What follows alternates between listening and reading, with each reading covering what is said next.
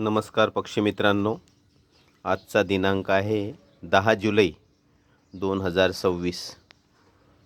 व्हिडिओमध्ये आपण बघत आहे दोन चिमण्यांची चांगली वयस्क झालेली पिल्लं, म्हणजे 4-8 दिवसांनी ही घरट्यातून उडालीच असती.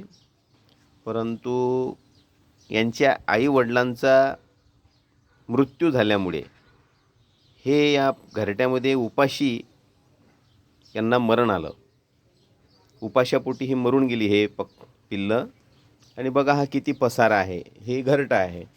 आता या घरट्यालाही जवळपास 15-20 वर्ष झालेले आहेत. 15-20 वर्षापूर्वीचं हे घरटं आहे मी सुरुवातीला तयार केलेलं. आणि हा बघा हा किती पसारा त्या चिमण्यांनी या घरट्यासाठी तयार केलेला होता. आणि ही अशी पिल्लं कधी काय होते की मांजर म्हणा किंवा इतर प्राण्यांकडून जेव्हा ह्या पक्ष्यांची शिकार होऊन जाते तेव्हा अशा पद्धतीने हे पिल्लं घरट्यामध्ये उपाशी मरण पावतात. त्याच्याकरता आपल्याकडे पर्याय उरत नाही. तर हे बघा हा पसारा किती.